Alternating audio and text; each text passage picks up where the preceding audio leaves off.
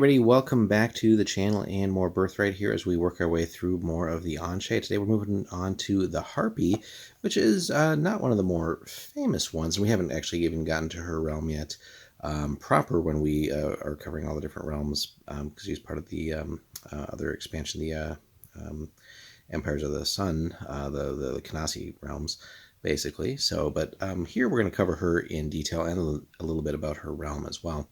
Now, before we get into everything here, so for those who want to support the channel a little bit more, check us out on Patreon. You get to watch all of our Birthright content about a week early on average, and then we have a lot of exclusives up there as well for Birthright and some other D&D things as well, but also some for our miniature war gamers and stuff as well. So check that out. All the support helps there, guys.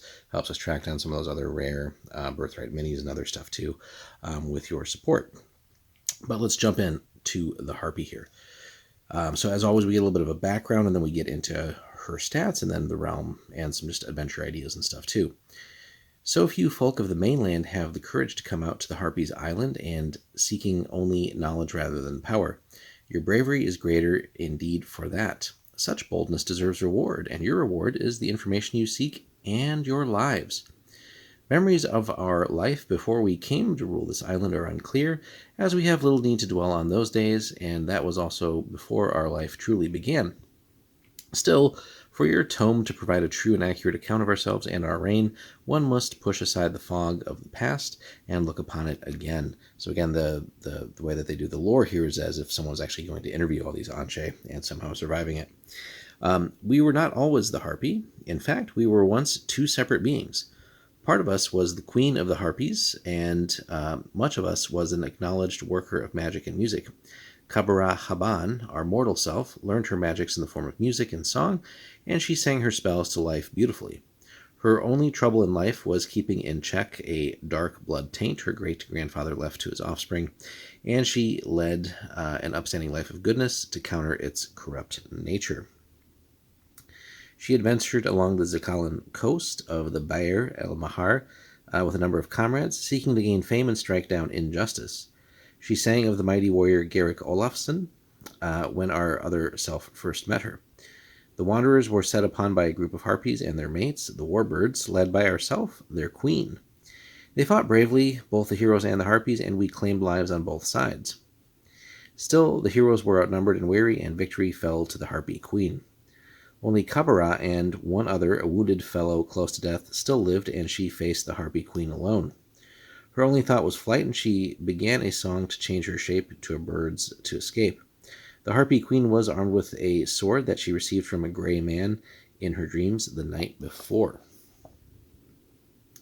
She struck as the magician's form began to shift toward falcon form. Whether it was some property of the sword, the disruption of the song spell, or perhaps the woman's blood taint, we know not, but the magic went awry, and both Kabara and the Harpy Queen converged into us, the regal being you see before you as the Harpy. Since that time, we have lived as one on the Harpy's island, fully in command of our magic and the flocks of harpies and warbirds that populate these isles. We lead our fellow harpies and warbirds on minor raids against nearby lands and passing ships, seeking plunder that is rightfully ours by force of arms and wings. We do not lead our flocks wantonly or without purpose. Everything we do is for the good of the flock. Though there are those that call us awnshegh, and we suppose there is merit in that title, but it's inaccurate in assessing who we are and why we rule. We are not defined by such blood of darkness. We continue to live our life in a true and honorable fashion, fulfilling our purpose with zeal. The blood taint of Azrai may mark us, but it does not rule us.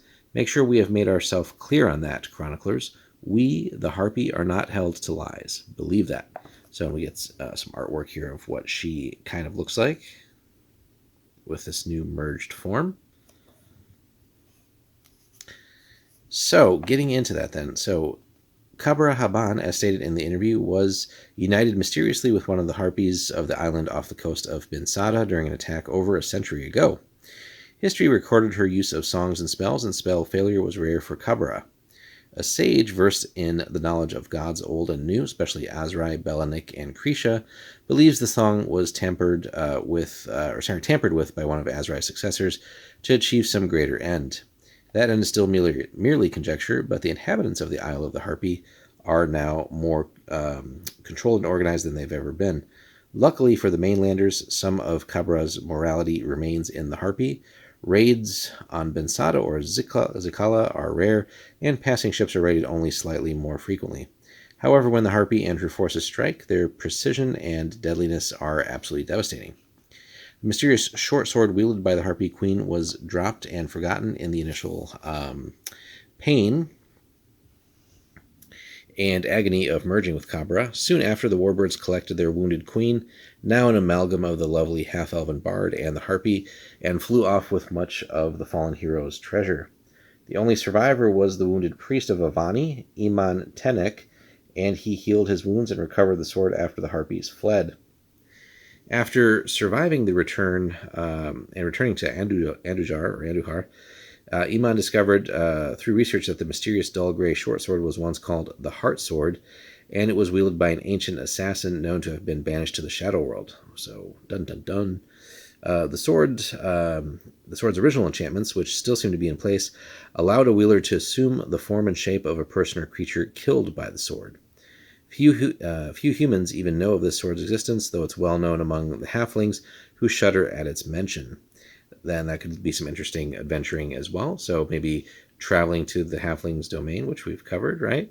And just seeking out halflings in general, and maybe trying to glean some more information about that if we do need to gain some lore and knowledge on that. The sword was recently stolen from the son of Iman, and its whereabouts are currently unknown. So plenty of ripe information there, right? And that could be something too that maybe does lead the players in some part of a quest involving the Harpy, or maybe coming to grips with the Harpy in some sense, or her domain, maybe even trying to just take her out. That maybe capturing or recapturing that sword is of importance, but who knows where it is, right? So her stats here, pretty impressive. She's not really considered one of the major awnshegh, right? Obviously nothing's on the Gorgon's level that we've covered, but even the Hag more recently is pretty formidable and infamous. But let's see what she's got here. She has an intelligence of 16, so very smart. Mainly active during the day, now considered a carnivore, is lawful evil, so that's something. Movement, speed 9, 18 flight, 6 foot tall. Again, the old armor class system here, so armor class of 4. So actually pretty good. So depending on what edition you play, you might need to convert that, right? But the old armor class system went down to 0 and then into the negatives, so you got to factor that in with her. Has a decent hit pool, a hit point pool here of 62. May be something too that you want to uptick a little bit as well. Shouldn't be necessarily insane amount of hit points, but 62 does seem a little bit low for one of these creatures. Really not that hard to damage in some cases. Saves as a 12th level mage. Thaco doesn't exist anymore, but has 3 attacks, D4, D4, D4, so claws and dagger. Again, might need to update some of that, maybe punch that up a little bit to D6s at least. Give her a decent strength as well, so they're not listing all her stats here. Special attacks, we'll see that with songs and special defenses as well. No resistances, morale of 16, a small bloodline of Azrai, right? So just a tainted one at 18 there, but does get enhanced senses, long life, and major resistance to charm. And basically, should you be able to take her down, it's going to come with an XP value of 10k. Not terrible at all. And what you might play up to, and we'll see that in the description here maybe, but should maybe have access to some decent magic gear as well, since they've made off with all the other heroes' gear and magical loot and stuff from a century ago. So maybe she has a couple of other surprises up her sleeve as well. Could be a magic dagger, for example. Who knows? All right. So she does have several songs here, so basically spells. But comprehend languages, feather fall, gaze, reflection, hypnotize, spider climb, which seems interesting that a flying creature needs spider climb, but it is what it is. Alter self, darkness in a 15-foot radius, ray of enfeeblement, strength, which could be pretty nasty with her attacks, whispering wind. She's got blink, fly, which again seems weird that she would need fly. Haste, hold person, wraith form, so a lot of potent stuff here. Her hasted would be pretty nasty. Polymorph other, polymorph self, solid fog, stone skin, so that will definitely make her tougher to deal with. Wizard eye, avoidance, fabricate, stone shape, teleport, that's nasty. Transmute rock to mud, and the reverse of that too. Death Fog Disintegrate, so she's no slouch here on the magic front, and Move Earth. Some of those spells may have changed again from edition to edition, so just use your best judgment in what she should have available. What remains of Kabara Haban is her new amalgamated form, is her intellect and her basic beauty, though she now has wings, blue hair, and the claws of a harpy. She also retains her ability to sing spells, though she can't sing a spell and attack with her claws or dagger simultaneously.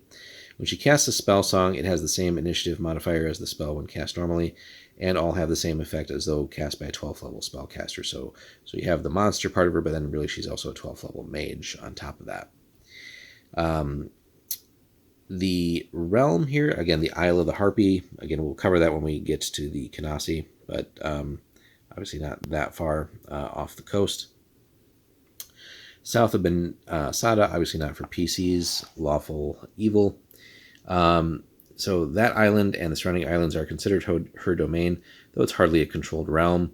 The islands are populated only by harpies, warbirds, and a few other indigenous wild creatures. So aside from the pattern of food gathering and a few organized raids, there is no law. There are no temples, right? There's no organized religion. Guild activity. So there is little trade and commerce with the islands of the Harpy, aside from what the birds bring back from raids and money from a trader in Binsada who buys a rare herb that grows only on the Harpy's main island. This small amount of money is held by the Harpy. Sources. She does control the magical sources of the islands, though she cannot establish ley lines between her islands and tap all their power from her main home island. On the main isle, though, she can tap a level 4 source, which means, she has access to realm spells, which, again, is a frightening proposition on top of all of her other abilities as an awnshegh. So stats, should the DM need it here as far as the realm goes, right? So minimal amount of RP and a little bit of gold bars there. So, but a decent treasure nonetheless, right? Because each gold bar is a couple thousand gold pieces. So again, a decent loot pile for heroes. Army, she doesn't have a standing army, but she does have up to 10,000 bird and harpy followers that live on the island chain. All the males, about 200 strength, help guard the island from attack, as well as reinforce the party. So we have stat blocks for them there. Lots of experience across the board here. So pretty formidable should any heroes attempt to start maybe doing some probing, some scouting, some raiding onto her island. So, if you become discovered, right, you've got an insane amount of opposition here that all flies, plus her too, and she can teleport. So really, it's not like you have long to escape. She can just be there, right?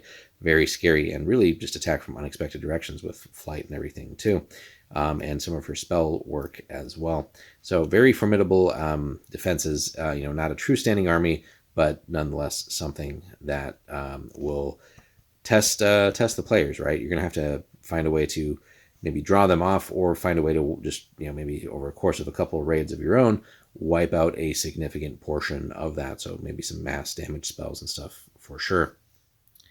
So continuing on here with the realm itself, obviously she is the regent, no lieutenants, no other important NPCs. So the domain itself consists of a cluster of 8 islands off the southern coast of Binsada. The main island is long and thin with a large bay on the northern shores. The second largest island to the southeast and to the northeast are the remaining islands.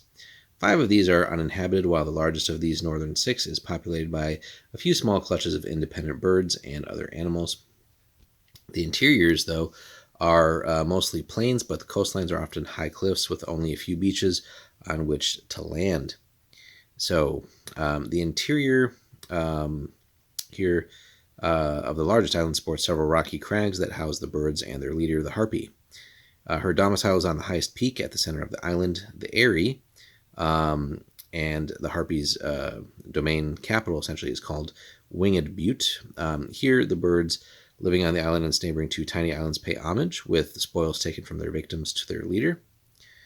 Many of the place names used to mark certain locations are simply old references from a map of the island years ago made by a sage and traveler.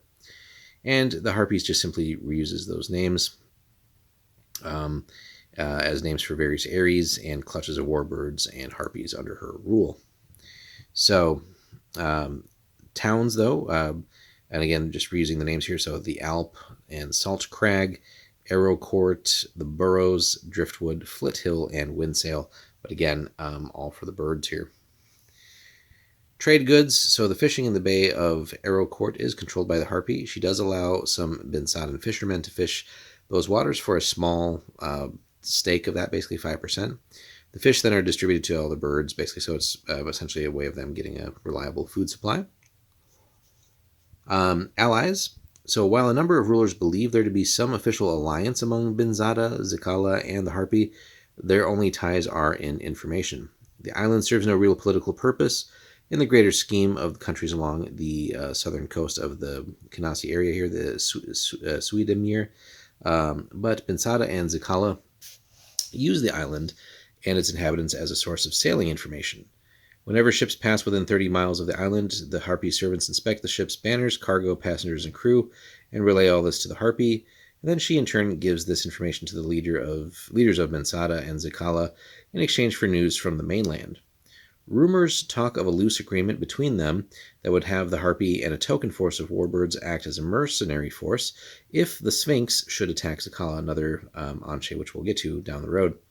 Few believe this rumor, though the Harpy is one of a few wizards who might be able to actually slow down the Sphinx. Again, Sphinx is a particularly nasty awnshegh, which we'll get to. And then special conditions. So the Harpy, while very lucid and in control, has adopted a number of paranoid tendencies unconsciously, and that's part of that sort of just gradual degradation and really more fully becoming this awnshegh monster, even though she's already been that way for a century. But again, we see that with some of them where like their conditions just kind of worsen in some cases, but also just whatever habits they may have had or other just things afflicting them grow over time.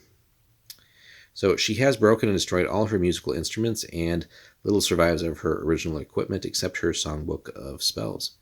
Spell books and about 30% of her total treasure are stored at her main home in Winged Butte, while the rest of her treasures are kept in caves all about the islands, guarded by servant harpies and warbirds. So should the players somehow make it onto the islands, and maybe not confront her right away, they might, come across some of these little treasure stashes and maybe do loot something that's important to her, which will draw her out. But it shouldn't be just a simple, hey, we go there, maybe even get lucky and do take her out and disperse all of her followers or kill them all. But just searching one area should not yield all the fruit of all the loot that they've acquired. But again, should be some decent magical items across the board there, and something for multiple characters to take advantage of, considering there was that party of heroes that she was initially part of as part of her the mortal half of her. So obviously the spell books would be interesting to acquire for a magic user, but again, should be some magical armor, gear, and other stuff too. Maybe that dagger that she does use is actually magical if you want to sort of buff up her abilities. But just and she's by no means a slouch. So decent in combat, not some overwhelming monster like the Gorgon, but has also again the abilities of a 12th level wizard. We saw that a pretty impressive spell list, so she has that. Her just bloodline abilities as well. In fact, again, it's I think this is our first one really, but a actual flying monster to deal with. On top of that, not a massive army of traditional humans or humanoids, but 200 additional harpies to deal with. Right, and again, you can use these stats here, which again they have a pretty solid hit point pool, or just tweak that for 5th edition or whatever you might be playing. But also just the warbirds and stuff as well. So that's a let's say they all had 28 hit points here and 47 or 42 respectively times 200. Right, obviously not all 200 are going to be in the same spot at the same time, but again, just swarms of these things that can suddenly assail the players, and they can find themselves pretty quickly outnumbered and dealing with tons of threats. So a party that's going to attempt some sort of action against the Harpy really is going to need to be equipped to do so. And again, depending on how the DM wants to play up the actual alliance between them, maybe taking her out actually angers some of the realms nearby, and kind of ruining that intel network that they have there. Maybe the Harpy's demise then triggers the Sphinx to go on a rampage as well. So there should be plenty of consequences for the players here. We do have, one, it's, she's considered lawful evil here. So, but ostensibly isn't really causing any real harm. So that's another one where, do you bother to take her out? So there should be something that triggers this, maybe for the players to really want to go after her. So maybe the players are rated randomly too if they're adventuring in and around here. Maybe that's like, hey, these annoying birds and harpies keep raiding us. Maybe they don't even really know about the harpy, but then come to learn about her and stuff like that. But again, we have that magical short sword to also maybe ponder off onto like a separate quest line and stuff as well. So just a lot of neat things with the harpy. Again, not one of the more common ones. We don't always see a lot of adventuring in the Kanasi realms, which again we will get to at some point, but we're still working through the Rurik. So definitely a fun one to test out and sprinkle into your campaigns, right? You got a flying creature that really can attack from any angle, but also with her wizard abilities really can be anywhere with teleport and other stuff too. So, and while the raw stats here don't necessarily seem overly impressive, again, factor in she has other spells and stuff to buffer as well to make her really nasty to deal with. On top of the Legion of followers she has. So let us know, guys, if you enjoyed that, how you would incorporate the Harpy into your campaigns. Like and subscribe, and we will have more Birthright for you soon. Thanks for watching.